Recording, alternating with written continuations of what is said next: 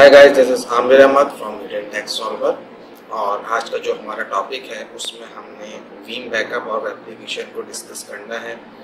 तो आज से हम एक नया कोर्स स्टार्ट करने जा रहे हैं जिसके बारे में हमने यहाँ पे पूरा एक कोर्स की आउटलाइन को क्रिएट किया है और इसमें हम हर एक चीज़ को पढ़ेंगे, समझेंगे कि वीम बैकअप और एप्लीकेशन क्या होता है। इससे पहले आपने काफ़ी सारी वीडियोस हो सकता है देखी हो जिसके ऊपर इस चीज़ को मेंशन किया गया हो, समझाया गया हो, बट इस कोर्स को समझने के बाद इंशाल्लाह जो आपके आने वाला करियर है और जो आपने इन फ्यूचर अपने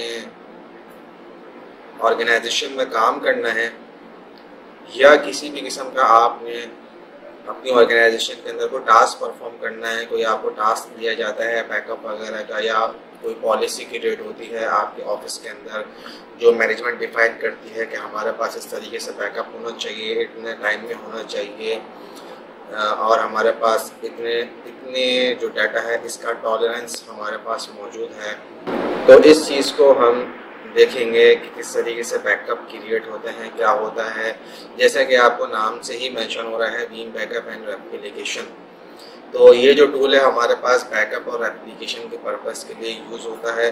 और ये जो हमारे पास टूल मौजूद है ये काफ़ी सारे जो आपके प्लेटफॉर्म्स हैं उनको कवर करता है, जैसे हाइपर-वी हो गया, प्रॉक्समॉक्स हो गया, उसके बाद ESXi हो गया। इस तरीके से काफ़ी सारे जो वर्चुअलाइजेशन के हमारे पास प्लेटफॉर्म्स मौजूद हैं उन सब को ये कवर करता है। बट हमारा जो फोकस होगा वो सिर्फ ESXi पर होगा। जो बाकी के हमारे पास मौजूद हैं प्लेटफॉर्म्स उनकी इंशाल्लाह आने वाली वीडियोस के अंदर कोर्सेज को हम क्रिएट करेंगे।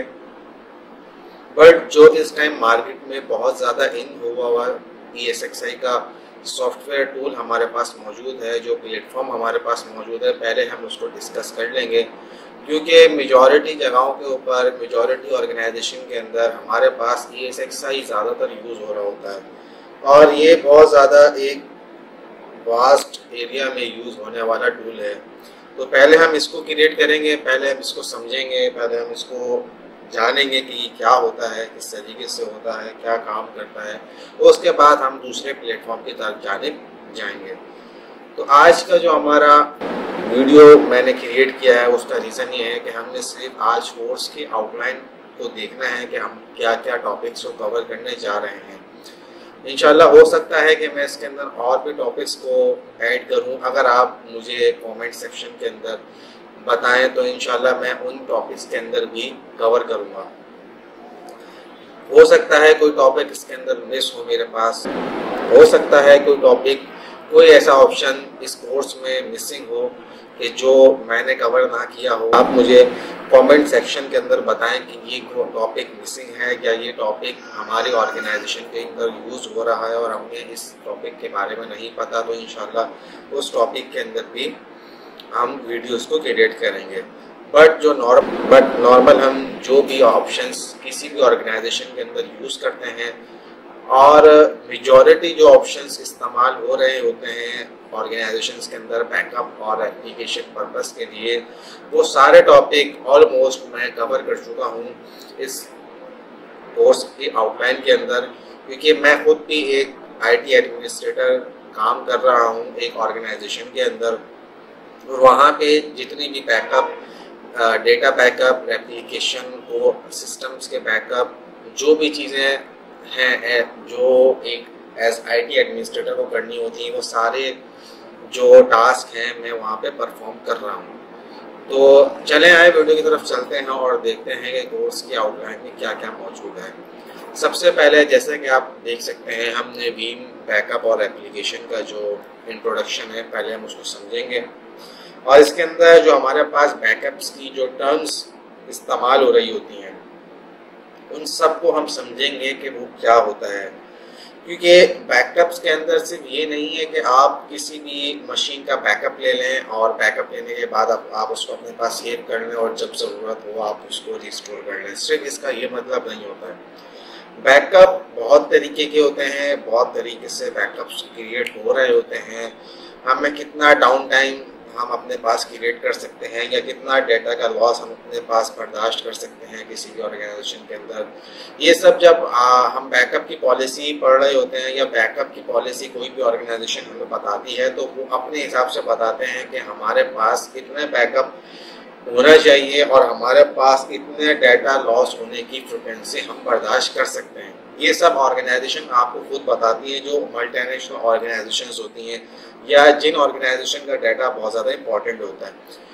तो इन टॉपिक को हम इंशाल्लाह ये जो इंट्रोडक्शन वाली बीम बैकअप एंड रेप्लिकेशन का जो फर्स्ट टॉपिक है इसमें हम सारे टर्म्स को डिस्कस करेंगे कि ये क्या चीज़ें होती हैं और हम इनको कैसे समझ सकते हैं। उसके बाद हमारे पास आ जाता है RPO एंड RTO।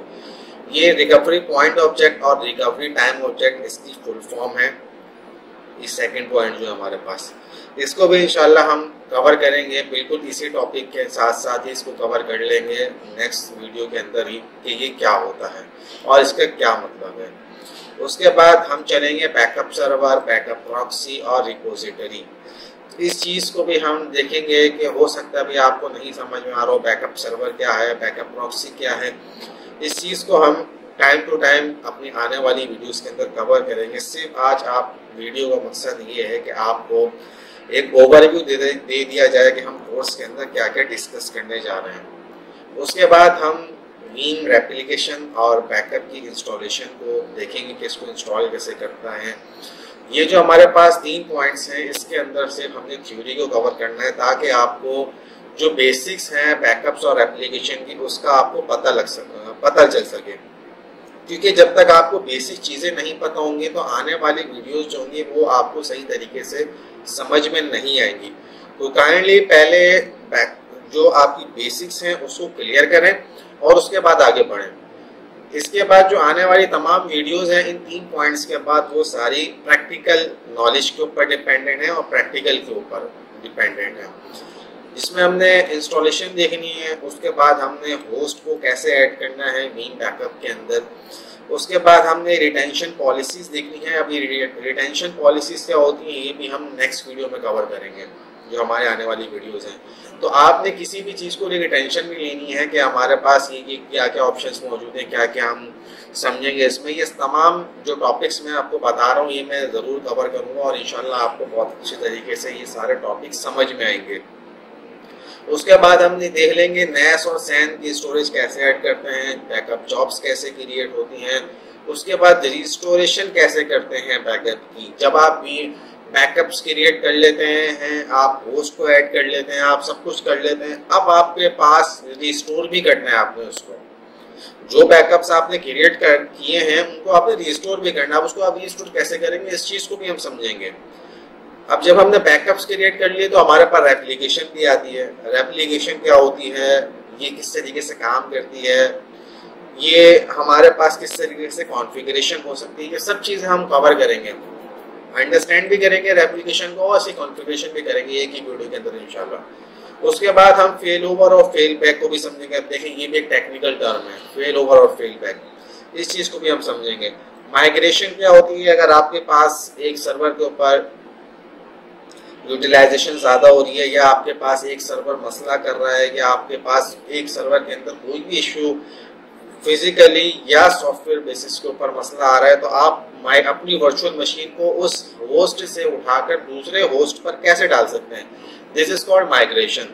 तो ये माइग्रेशन आप कैसे करते हैं। उसके बाद एप्लीकेशन अवेयर बैकअप्स, ये बहुत इंपॉर्टेंट टॉपिक है। मोस्टली जो हमारे पास आईटी के एडमिनिस्ट्रेटर्स होते हैं या हमारे पास जो भी आईटी ऑफिसर्स या एग्जीक्यूटिव्स काम कर रहे होते हैं उनको इस चीज़ के बारे में नॉलेज ही नहीं होती कि एप्लीकेशन अवेयर और बैकअप्स क्या होता है।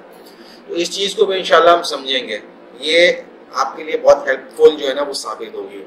नेक्स्ट इम्यूटेबल बैकअप, तो इस चीज़ को भी समझेंगे। इम्यूटेबल बैकअप्स क्या होते हैं। बैकअप्स की जैसे मैंने आपको बताया बहुत सारी टाइप्स होती हैं, सिर्फ ऐसा नहीं है कि आप बैकअप क्रिएट कर लें और उसके बाद आप सिर्फ इसको रिस्टोर कर लें। बैकअप्स की बहुत से टाइप्स हैं, उन टाइप्स को हम डिस्कस करेंगे। उसके बाद scale out backup, SORB, scale out backup repository. अब ये भी एक तरीके का बैकअप है। ये किस तरीके से होता है, क्या है, इसको समझेंगे कि क्या करता है, किस तरीके से।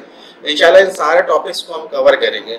अगर कोई एक ऐसा टॉपिक हो जो आप समझते हो कि आपके ऑर्गेनाइजेशन के अंदर यूज हो रहा है और वो मेरी किस लिस्ट में नहीं है, तो काइंडली इस सीरीज को खत्म होने से पहले पहले आप जो है मुझे कमेंट कर दें, या अगर सीरीज खत्म भी हो जाए तो आप उसके ऊपर मुझे किसी भी वीडियो के ऊपर कमेंट कर सकते हैं। तो इंशाल्लाह उस आने वाले नेक्स्ट वीडियो के अंदर या नेक्स्ट टॉपिक के अंदर इंशाल्लाह इस चीज़ को भी हम समझेंगे और इसके ऊपर भी वीडियो क्रिएट कर देंगे किस तरीके से आपके टॉपिक को कवर किया जा सकता है या आपके टॉपिक को समझाया जा सकता है। तो उसके ऊपर भी हम जो है ना देखकर उसको वीडियो बना देंगे।